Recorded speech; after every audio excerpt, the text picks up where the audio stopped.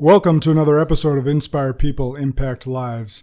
I'm your host, Josh Kosnick, and by trade, I'm a financial advisor, and by training, leader and now managing partner at Northwestern Mutual here in Madison, Wisconsin. So today I'm very excited to bring on this week's special guest, Matthew Gonnering, CEO of Winden Enterprises. Most recently met Matthew at the In Business Exec of the Year Awards. And this was the 2019, he was the Exec of the Year overall business category, and there was a separate category as well, wasn't there? Yeah, medium-sized business. Medium-sized business. Yeah. Okay, so there's what it was. But as Chad and I were sitting in the audience, we were just really compelled by your speech, and I just nudged him and said, hey, that guy, we got to get him on the podcast. So really excited to have you here today. The program, or I should say the Exec of the Year, I want to give a little bit of credit there. The awards program celebrates exemplary business executives based on leadership, innovation, and company success.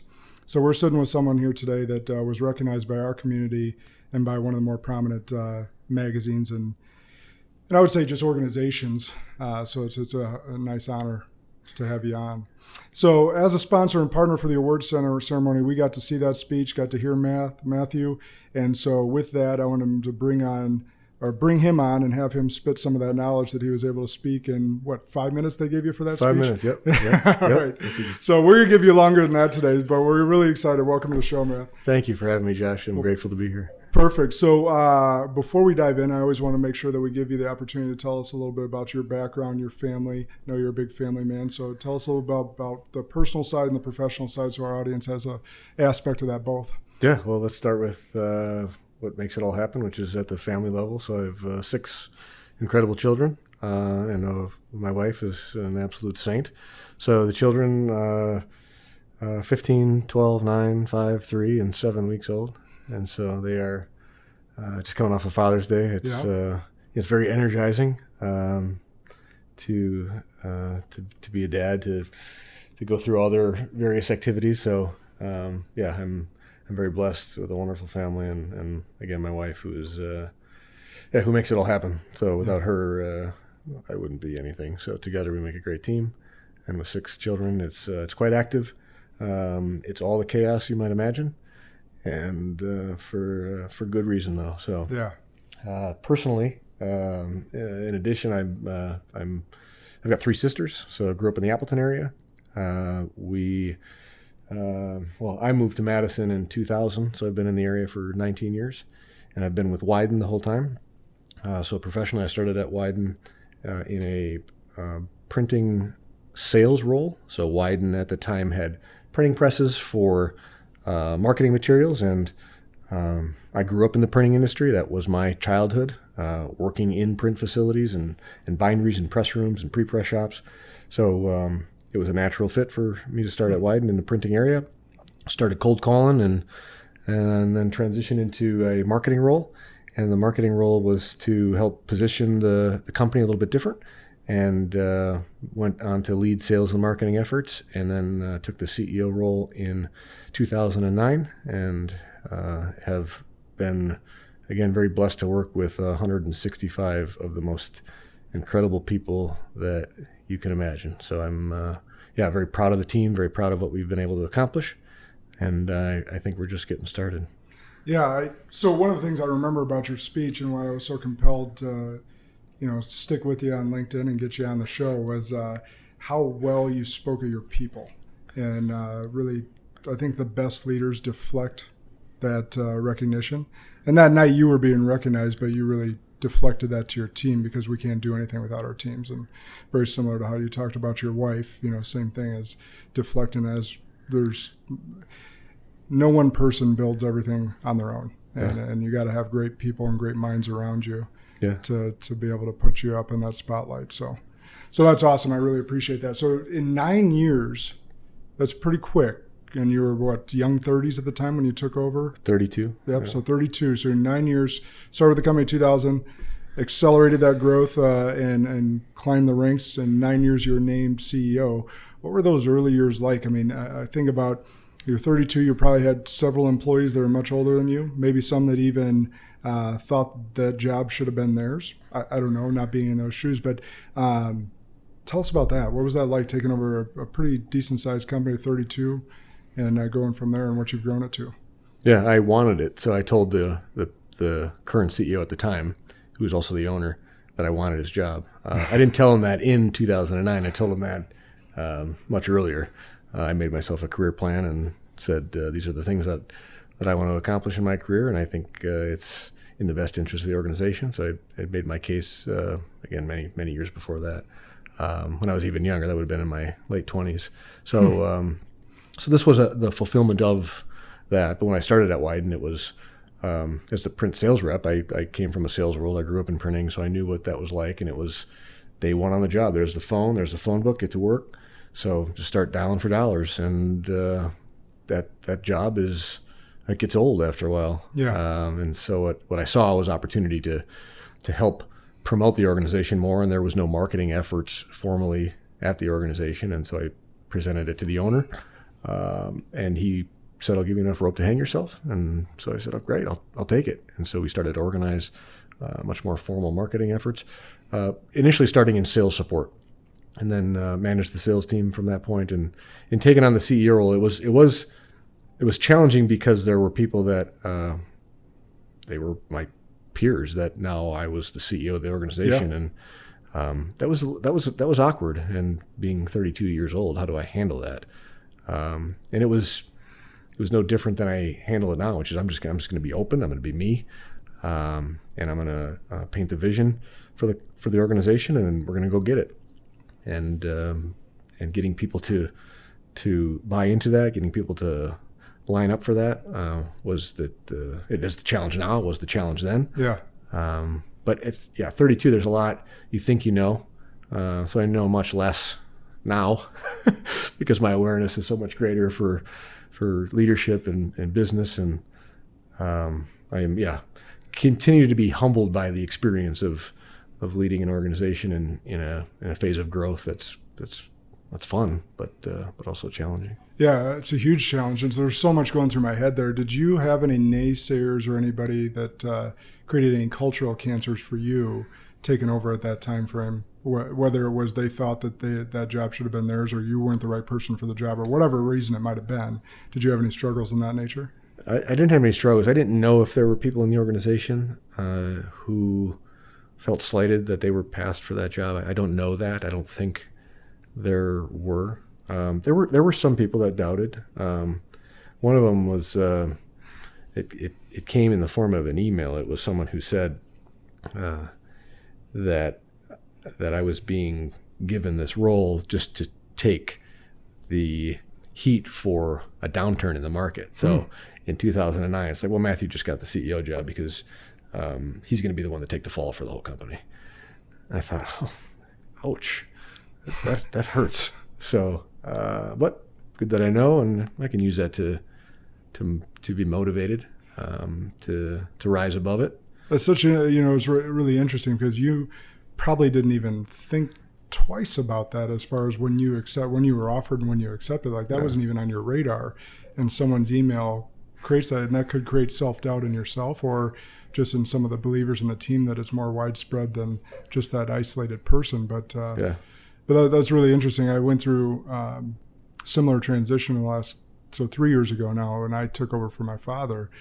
Is I was given the advice, or maybe just awareness, it wasn't even advice. They said, every relationship you have, it will be recontracted on that date you take over. And it took me about 2.5 years really to see that come to fruition and start seeing some of and not that I changed so much, but because I now went from being a leader to the leader, people's opinions change of me being just in that role. Sure. So it's a really interesting dynamic, and I don't mean to speak illy of anyone. Like, it's just an interesting dynamic when you go from being a leader to the leader, and how that changes certain people's perceptions and relationships with you, even though you didn't want them to change. That's right. Yeah. So, there was difficult time in it though. There was transitions that we had to make. There was one side of the business that was declining, and there was another side that was growing. And how do we manage that? And how do you organize that? And without prior experience of navigating those conditions, you do your best. You rely on the team that you've put in place, and you go forward. So yes, there were, and there continue to be challenges like that. But it's back to the people side. You're relying on those people that are champions for the organization. Not for me, I represent the organization. I represent the vision. I represent what the future looks like for us. And so, who is out to get it just as much as I am? Yeah. And those are the people that you rely on, and those are the people, and you can see it. You can see it in their work ethic. You can see it in how they communicate. And so, those are the people that you hitch your wagon to. Yeah. So you laid out a clear vision for yourself to then the CEO and owner to become now the CEO. And then did you have a clear vision of where you wanted to take the company once you were named that? I knew the company had incredible technical expertise, and that the products that the technical experts were putting out were capable of reaching a much broader audience. We were capable of helping far more companies than we were at the present time. So I knew that we needed to transition into make Winden the software company that is focused on a specific problem set in the market, and that was how we were going to help enterprise marketing departments manage all their pictures and videos and other digital content.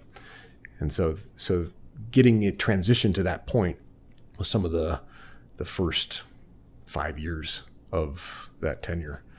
And and there were certain people who were on board with it, and there were certain people who disagreed with it.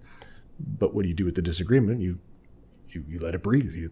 Let me hear it. Let's talk through it. Let's make sure we understand exactly what you're disagreeing with, and then we can make sure that we're building a much more complete plan to make that transition. Because if we're not addressing the disagreement, then we're just plowing through it as a right. And you're not honoring their opinions, or especially if it's key leaders. Yeah. And they may have some valid points and they may not. But at the end of the day, if you have those discussions behind closed doors and can move the company forward towards the vision, eventually they got to come out there and buy in, or else they got to get off the bus. Yeah. Yeah. And there's been people who have transitioned into their organizations, and that's good. They're building transferable skill sets at Winden, and that's an important thing. And they're very valuable for other organizations, and those things happen all the time. Yeah, no, that's great. So you have this vision for that first 5 years. So actually, I think that answered my question, but I want to be sure. Yeah. Has your vision changed in the last, 10 years now? Yeah. So we're on a path to be the most admired company in the world now. By 2032, we will be the most admired organization in the world. And so what that looks like is reaching 150 million in annual revenue, and also to be studied in business schools as a case study for good growth. So that's the vision that we've been on for the last few years. And so I've transitioned as a CEO. I've been in 5 different CEO jobs for the last decade, because the organization demanded my transformation to make sure that we were ready for the next challenge. Yeah. So yes, for the first 5 years, the first handful of years, it was absolutely making sure that we're successfully positioning the products and talking about the company in the public space in the most proper way. So then there were other micro transitions along that path. But now we are set on this course, and the Winden years are absolutely we're all in on it, and we're growing. We're continuing to grow, and so this model of good growth and to be the most admired organization in the world is our rally cry, and we're going to go get it. And what standards does that mean to you, to be the most admired? Like what are kind of the things that you stick to as being the most admired? Because that could be a bunch of different things. Because Northwestern Mutual is one of the most admired in the world, but they, per sector, Forbes or Fortune, whichever one does it, breaks those out. What does that mean to you? Yeah, and so the 2 subcategories, I acknowledge, yes, there's big publications that you have to have a certain floor of revenue to get in. We're not going to get to that revenue amount. So we can define it. And so we define it with those 2 characteristics. One is 150 million in annual revenue. The other is to be studied in business schools as a case study for good growth. Gotcha. So if we're assembling, and if we can just set the 150 million aside for a second, and we could just focus on the case study. So as we go through our activities at the individual, at the team, at the organizational level, we're assembling things that are best in class, that are worthy of being studied in graduate level business courses, so that they can understand exactly how business should be run. What does good growth look like, and that Winden will be the model for that. So all people at Winden have that thinking, which is what does good growth? What could I do to model good growth? What would be studied in a business school? What would be that HBR or that Sloan or that Wiley case study that I'm going to look at and read and say, you know what? Yeah, I should do it this way because that's a best in class model. I feel like I've been in those classes, so I'm trying to think, and I know Chad's over there nodding his head because I know he's been in those classes. But so I'm trying to think because there's certain things that make you unique, and I could tell that just from the 5-minute speech you gave. And so, how do you replicate your spirit, enthusiasm, vision casting skills? Because I want to give some context to the numbers, and correct me if I'm wrong, because Chad looked this up. You've grown your customer base tenfold, right? Welcoming on average 90 new customers per year since 2013. Mm-hmm. And now the company serves over 450,000 people at over 600 influential brands in 158 countries. Mm-hmm. Is that right? Yep. So that's huge influence, but there's certain things that make you unique as a CEO. How do the case studies view you and how you lead that company, and how could that be replicated? Because I think there's some magic there. Yeah, and I think in a way they don't view me. In a way they view me as a curator of ideas that are coming from all levels of the organization. So all I do is pay attention. All I do is listen, because the best things that we are doing have been inspired by others in the company. And so there's a lot of examples of this. One of the most current ones is the model of OKRs, or objectives and key results, that we use. And so all teams organize their own OKRs, and they do it every quarter.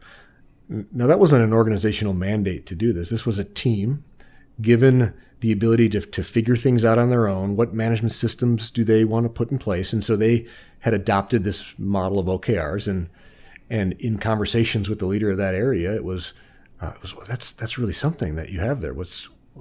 How might we adopt that organizational wide? And so we did. We adopted organization wide. Now, all teams across the organization use OKRs. We all talk in a similar language with how we do things quarterly, how we set our team's agendas every quarter. But it was inspired at the team level. Yeah. So teams need to be given the ability to do these things. And empowerment. So you're empowering these teams and these leaders of these teams. Right. And there's a lot of other things that are done that way. So as the CEO, it's I'm a curator of really great team ideas, and I don't want to lose the spirit of that. So as we continue to grow, the good growth is the CEO that just pays attention. And there's one way I've been paying much more attention, and that is in contrast to management by walking around, which is somewhat of a popular thing. If I want to find out what's going on in the organization, I can walk around and talk to people. But instead, in our office space, it's open office environment, I sit with certain teams, and I rotate that every 6 to 12 months or so. So I'm sitting with the support team right now, the team that is fielding the inquiries from the 400,000 plus users throughout the world. And so I get a chance to sit there, and I get a chance to just hear how they're interacting with those people. I get a chance to hear how they interact with each other. I get a chance to weigh in on things. So I'm management by sitting with the team, and not micromanagement. Just I'm here to help. I am a resource for you because you're the front line of the customer relationship. And if I'm not supporting the front lines of the customer relationship, then I'm not doing my job. And so by adopting that, I'm continuing to get other great ideas from those people and then propagating those to other teams. So that is a really unique, I think, and cool idea. And especially I think that's a good segue into the open space that you mentioned, and allowing yourself to do that. And I don't know that every company can do that, but those that can should certainly explore it. So you adopted this freedom workplace model from World Blue, and that's World BLU. What sent you out looking for culture programs like that, and why did you set up your office that way? Yeah, two different pieces just to make sure we split them. The office design and layout different than the World Blue program. Okay, so cool. The office layout thing, we can hit that one quick, just so you can get an idea of how we're set up. That, again, another inspired by a team, by the software teams. They were setting up open space, which is no walls, no cubes, just you sit at a table with your laptop, and you're at a table, or you're in a pod with 4 or 5 other people, and that's your team. And then you sit together and you do your work, and you talk to each other, you collaborate as needed. And so now every floor of our building is open space. There are private breakout rooms that people can go to for personal calls, customer calls, all those things. But everybody sits in the open space. So everybody except accounting and finance, they have their own private offices. But even HR sits in the open. We're protecting confidential information appropriately, but that openness creates an invitation to open conversation. So we can transition that into WorldBlue. WorldBlue is a company that has helped us to transition our organizational culture into an organizational democracy, otherwise known as a freedom-centered workplace. And so we did this 5-6 years ago. And we did this because we were taking internal surveys since I took this role, and I was mirroring the Glassdoor.com survey format internally. And I was gauging how are we doing on certain things. And then I got to the point where those scores were pretty good. And then it was, well, how's this going to scale? Like, we're not getting enough. There's something more. There's something bigger that we need to be doing, especially at scale. And so as I looked around, I was invited to connect with this community, WorldBlue, and understand that these groups of companies they're not all software companies. They're across the spectrum. They're not even all businesses. Some of them are in education, universities. And so I looked at their 10 principles of organizational democracy and thought, there's some areas here that we can focus on, that we can figure out how can we scale in some of these principles. And so then we started taking those surveys and have been certified as a freedom-centered workplace for 5 consecutive years.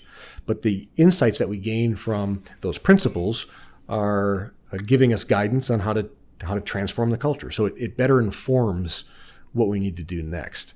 So you mentioned it's certified. So you get certified each year? Yes. Okay. And so what do they test you out on? They have questions that they ask per principle. So again, there's 10 principles like transparency, decentralization, fairness and dignity, integrity, accountability, choice. And so within each of these principles, they have various questions that they ask. They send a survey direct to the Wideneers every January. And then we have to have a 70% participation rate. And then we have to get to a certain score. And if we reach that minimum, then you're certified as a freedom-centered workplace. Amongst other, I think there's 33 companies in 2019.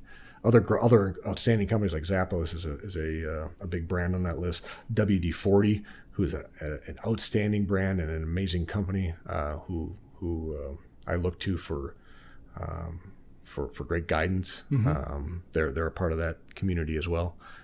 Menlo Innovation, which is out of Michigan, Rich Sheridan's company. He wrote Joy Inc. And he also recently published Chief Joy Officer. So he's a great inspiration as well. That's cool. All part of that community. So what do you take away most from those surveys? I see where we have the biggest gaps.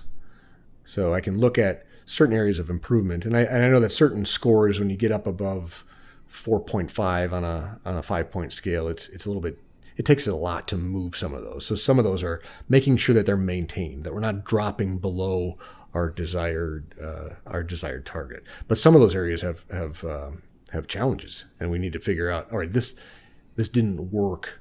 We need to focus more on decentralization because something's broken in that there's the decentralization by WorldBlue standards is just needs more of our attention. And so then we can start designing systems and process to accommodate better decentralization. That's cool. And if anyone's read Extreme Ownership of Jocko Willink or his follow-up Dichotomy of Leadership, in being a former Navy SEAL, he talked about decentralized command a lot. And that was he spent a good chunk of time talking about that. So that's interesting. You mentioned that's one of their key principles as well. There's a book called Power to the Edge, also written by government employees, Department of Defense specifically. I don't recall their names right now, but Power to the Edge is the book. And so we adopt the model of Power to the Edge internally. And so we create the the way people can make decisions. And we use power to the edge. We call it power to the edge. We built a power to the edge society around driving more decisions at the edges of the organization, because that's where all the expertise is. Mm-hmm. So how can we promote that? How can we encourage it? And so we've adopted the 4 steps of decision making that's outlined in Power to the Edge, the book. And then we have celebrations at the weekly stand-up meetings that we do. There's a Power to the Edge society if people are documenting their decisions, and they get this nice fancy coffee mug, and it's a little bit cheesy, but but if it brings some joy or some excitement, then great. Yeah, and it's recognizing what we want. We want decisions at the edges of the organization. That's where the expertise is. Feel empowered to make the call. So that's really cool. And one of the things that I should say there's 3 main aspects as we listed here to World Blue: mindset, leadership, and organizational design. Mm-hmm. And we just believe mindset's so important. So this really intrigues me, but I know how important mindset is, but rarely have I heard of organizations actually coaching towards that. Mm-hmm. And kind of weaving that into the workplace. So what is the freedom-centered mindset, and how specifically do you foster the mindset at Winden with the Wideneers? Yeah. Well, there's one element of the mindset that's important, which is self-worth. So when you think about, if we can even go back to that comment that I received back in 2009 when I took this job, like how do you navigate such a negative comment or something that's intended to perhaps tear you down? Well, high self-worth individuals is one element of that mindset. So when you go into conversations, especially in a freedom-centered environment like ours, some of those conversations are going to be really difficult conversations. And I'm not here to tear you down, but I do need you to have high self-worth, because things that we're going to exchange might be very candid. Mm-hmm. And that's good. That's how we get to the end result. That's how we get to be the most admired organization in the world. But I need you to have the right mindset. I need you to make sure that you have high self-worth. And so you having a sense of worth about yourself that is strong is a starter. Like you need to have that before we can go any further. So how do you instill that in people? What we've put in place is programs to help people discover their purpose, their individual purpose, not their purpose mm-hmm. as it relates to Winden. And so we'll pay for and sponsor these programs. It's an 8-week program to help people discover their purpose with coaching sessions along with it. And so they'll go through activities, reflections that they can dial in what they're all about. Because before we send them into our crazy market and our crazy company and the way we're designed and how we're laid out and all that stuff, I don't want them to lose what they're all about as they navigate that, because it's chaotic. So before you get into that, have a strong sense of personal purpose and personal vision and a strong sense of worth, so that all those things that you'll encounter are I mean, they're a big deal, but they're not as big a deal because you know what you're all about. You know what you stand for. It's not taking away from you as a person. It's feedback. And to grow either in your position or to help the company reach its ultimate vision. Yep. So is this instilled, you said, right away when you hire them?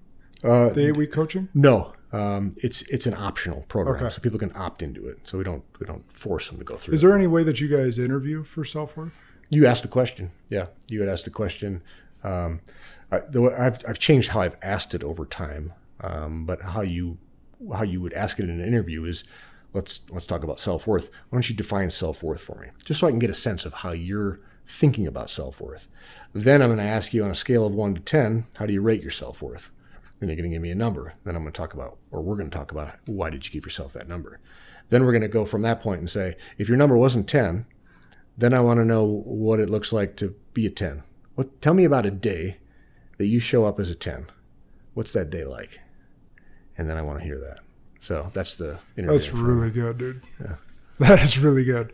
I think every employer should steal those questions, because I have a personal bias that self-awareness and self-worth are 2 of the most underrated traits as human beings. Yeah. It just does not get talked about enough. Yeah. Just knowing yourself, knowing who you are as a person, and that you have great worth to this planet mm-hmm. in some shape or form, finding that passion and purpose for yourself is so key. But you first got to know yourself mm-hmm. and also know that you are unique and gifted and can do whatever you're put on this planet to do. You just got to identify those talents. That's right. Yeah, and credit to WorldBlue for helping us get that program going. And the self-worth dialogue is dialogue that I've had with Tracy Fenton, their founder. She started the organization 20 plus years ago. And so is the 8-week training with them, or do you broker that to someone else? It's with them. Yep. Okay, it's with them. Yep. That's man, that is. So kudos to you for putting that on and allowing people to coach into that or get that coaching, and you're paying for that? Yep. So part of these are, maybe no-brainer questions, but I want people, our audience, to hear that, you're investing in your people like this, and that it is a very good thing, and that actually gets turned around. Now, someone might say, hey, well, aren't you scared that if you invest in these people, they'll leave you? Sure. What would you say? Yeah, great. They found what they're all about. Who's I'm going to stop them from finding out what they're all about, and then keeping them. Yeah. If it doesn't align with what we're all about, yeah. that would be. That would be foolish. So if I can help them find their path, and it's not with Winden, great. The sooner the better. Yeah. Eventually they'll realize it. Do I get the productivity as a result of that?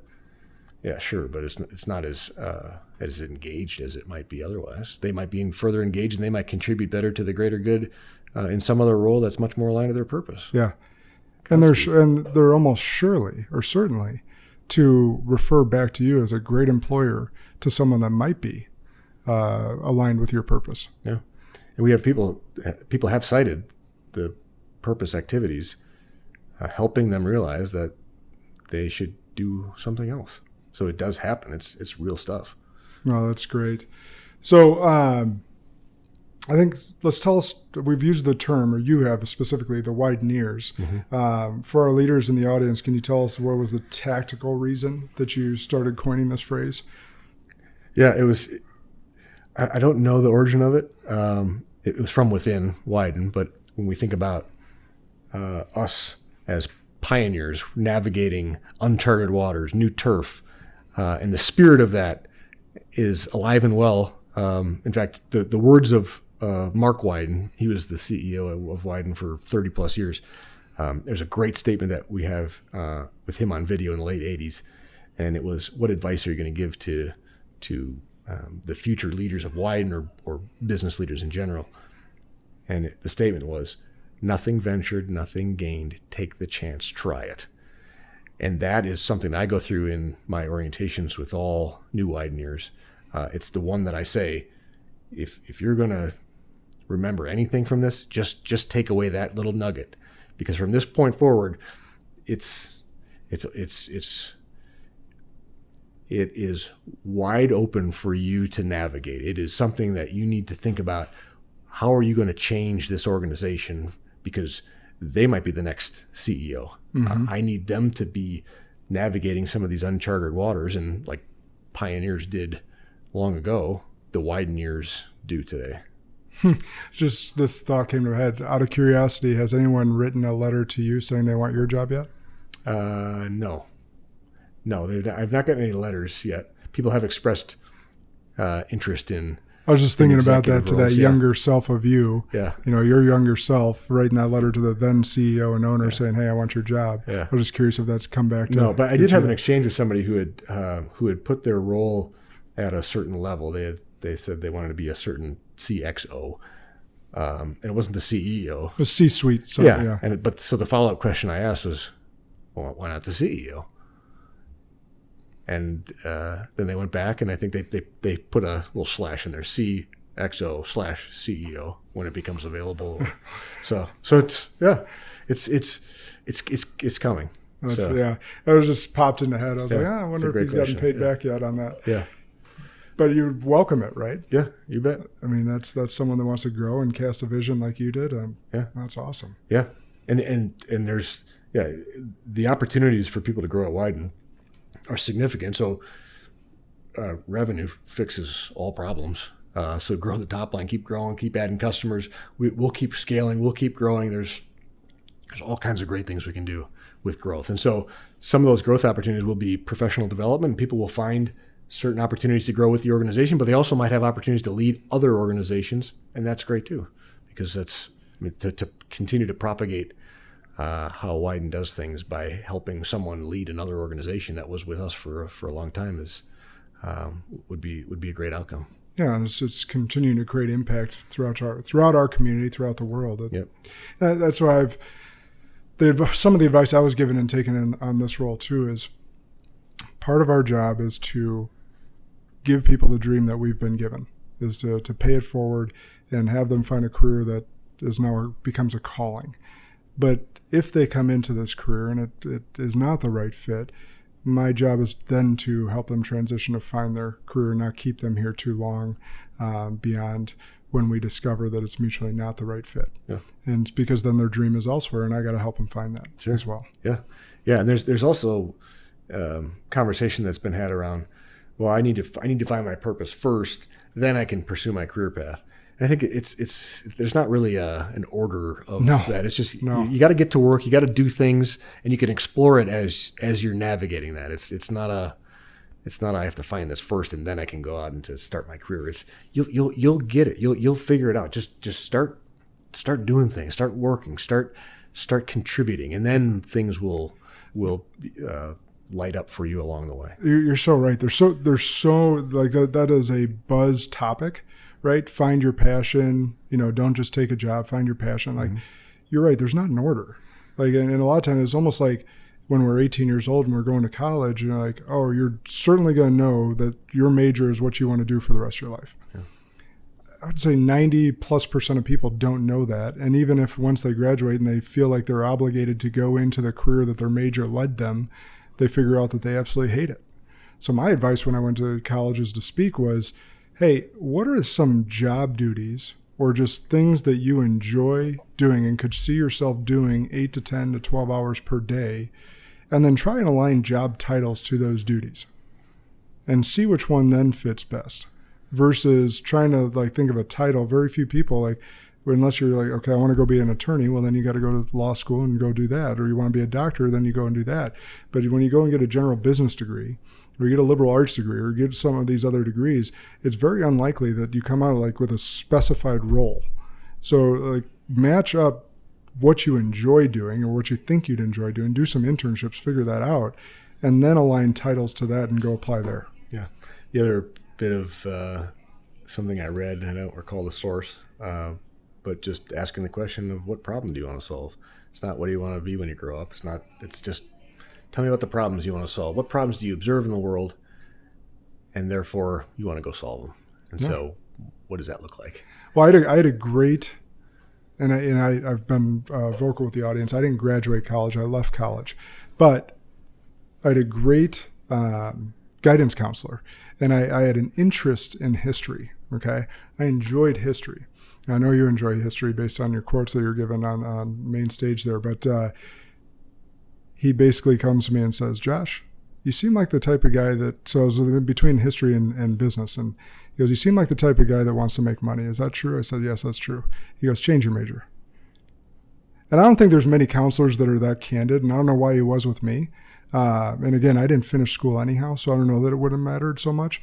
But then I started going towards the business route, because he goes, a history major, you're going to be a librarian, or you're going to study the rest of your life, but you're not going to make any money. And maybe, and I don't want to offend anyone out there, maybe there's a career line that he didn't know of and I didn't know of, but it was fair advice at that time, because you got to know what you want. And so if you can start piecing together, because as you were mentioning, what problem do you want to solve? Well, there may be a charitable thing that you can go and do, but realize that you may have a massive impact on this world, but you're probably not going to make much money.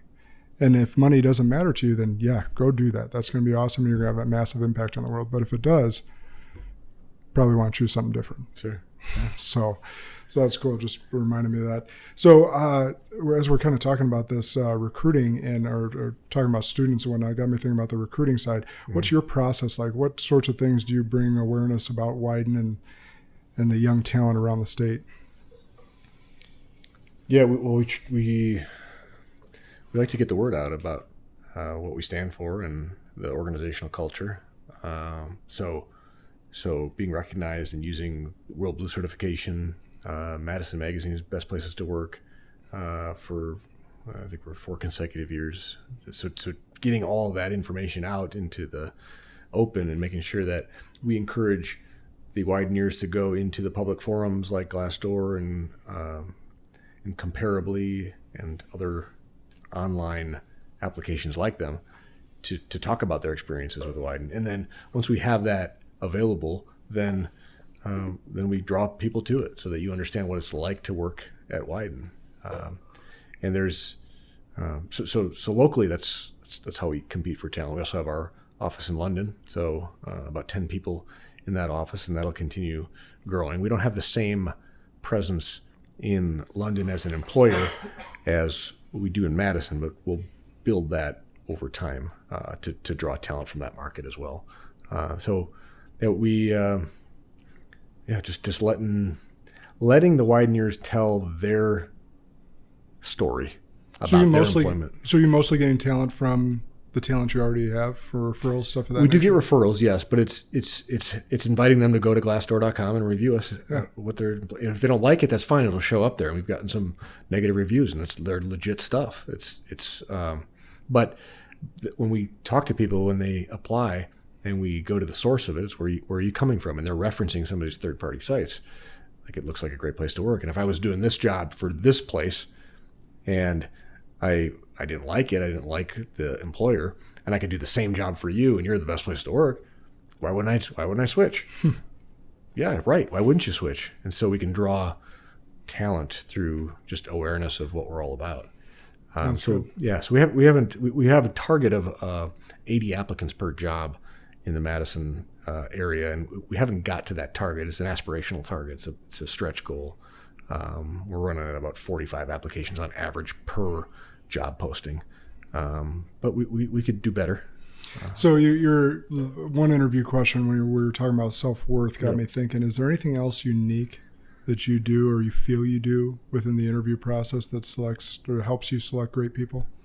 In the later phases of customer-facing teams, we're having them go through product demonstrations and a presentation, like providing the use case, the profile. Here's the situation you're in.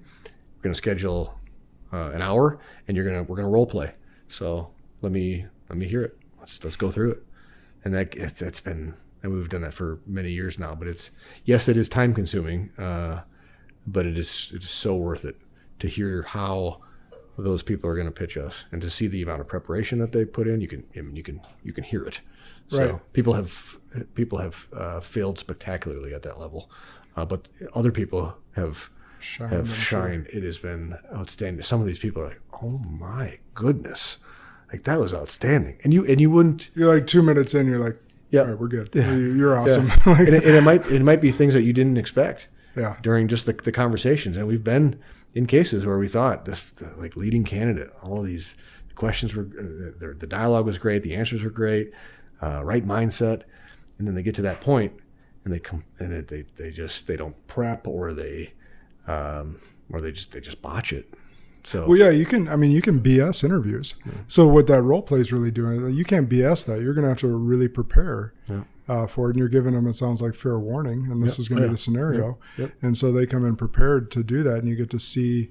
And I mean, I suppose you could BS that as well, but why would you prepare for something you're going to BS? Yep. Like, that doesn't make any sense. So I guess someone could somehow make sense of that, I'm sure. But you're gonna see what you got more likely. Yeah. And on the software side, there's the programming tests that are given to understand exactly where someone's skill set is at in terms of their programming abilities. So those, I don't know if those are unique, but it's a multi-stage process, and for good reason, because we're gonna invest a lot. Yeah. So beyond that, so outside of the great culture you've created and utilizing World Blue, is there anything else that you feel is important to attract and retain talent like you have? Anything else important? Growth, just continued growth. The spirit of that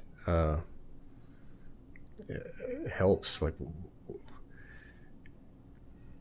the ability to communicate the growth, the ability to have these people buy into the growth and contribute to the growth. Just participation. It's almost citizenship. It's getting them to a level of feeling like they're contributing to the growth. And They're a part of something bigger than themselves, I think, is what I'm hearing. That's there. better said. Yeah, thank you. Yeah, it's just, no problem. Yeah. I just was, as you're saying that, I'm like, they're a part of something bigger. Yeah. It's not that growth, that vision that you cast for them. Like that's what they're buying into. They're buying into you, that vision, and something bigger than just them. Yep. So that's cool. Yep. So we'll wrap up here, but how can the Wisconsin-Madison business community work together to grow the attractiveness? And this is obviously a question that I don't know that you or I can solve in and of itself, but or ourselves, I should say. But how can our business community grow together, work together to attract more talent to our market as a whole, do you believe?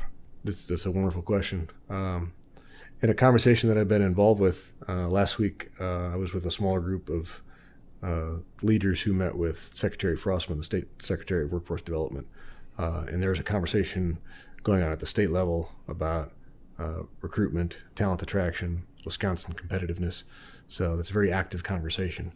So what we can do is we can continue to promote the best of us, the best of Wisconsin. And I've been encouraging more of the cultural transformations of these organizations, and then letting the people within those companies talk about their experiences with those organizations that have made those cultural transformations, because what you're teeing up is Wisconsin as the best place to work, as seen on Glassdoor and on Comparably and whatever other review sites come into existence. So we need to transform how we navigate organizational cultures. One of which is in how we handle flexibility. There's often dialogue about work life and making sure that employers are providing enough flexibility to support families. Yeah. And so I think organizations in Wisconsin do that very well. I think we could do better. Well, we just changed our own parental leave policy to 12 weeks at 100% for both dads and moms as a way to continue to advocate for the family and making sure that as an employer, we're supporting the family, the root of everything. And that if we can continue to support that, not just through the leave policies, but through flexible time, making sure if you want to go coach your kids' t-ball team, go ahead, go leave at 3:00, go coach, and trust that they'll get caught up on their activities to the best of their ability. So those things are present throughout the state, and I think we can make a bigger deal out of how accommodating employers are for family, and the continuous professional development that I think Wisconsin companies do a good job at. Yeah. How can we continue to advance your skill sets? Yeah. Because this is a long road. We want you with the organization for a long time. If you want to be here and it's the right fit, then we want you here for a long time. Yeah. There's a lot of great tenure with employees and employers in the state. You're absolutely right. We were talking to actually the podcast we released this week was James Ty and the Clean Lakes Alliance, and making sure our lakes remain vibrant for Madison to attract.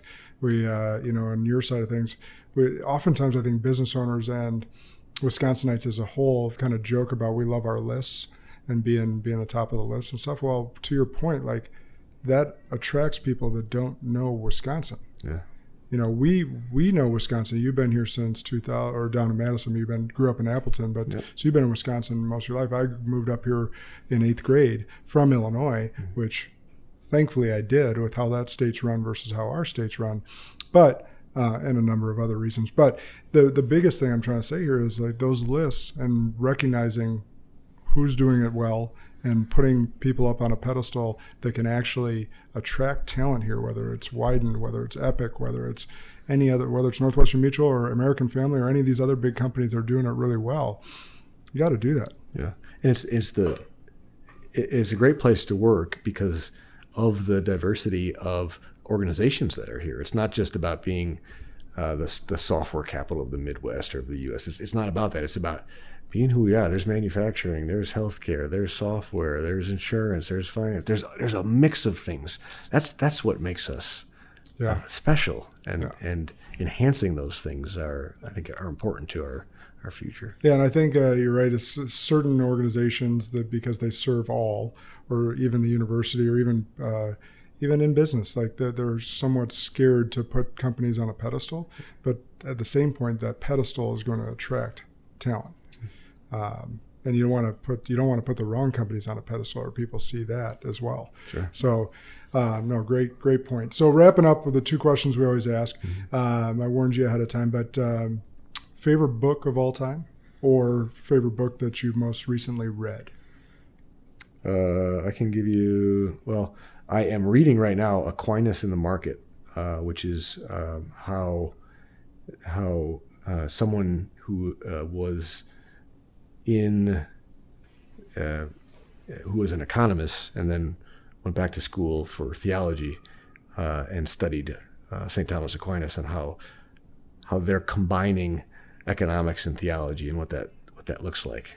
So understanding the teaching of St. Thomas Aquinas as it relates to the current market economy. So interesting. I'm just into that book, which I'm excited about. So I read a little bit about the author, heard her on a podcast, so I'm excited. So I was in San Francisco last week. I just started cutting through some of the early chapters. So I'm really jacked about that book. So I love Catholic social teaching and how it applies to the business environment, and how those principles are not just they're not exclusive for Catholic leaders; they're exclusive for everyone. If we could run a business like that, there would be exceptional employees and exceptional organizational culture. So I'm really into that. When I think about best books, I shortlist Man's Search for Meaning by Viktor Frankl, Great 1946.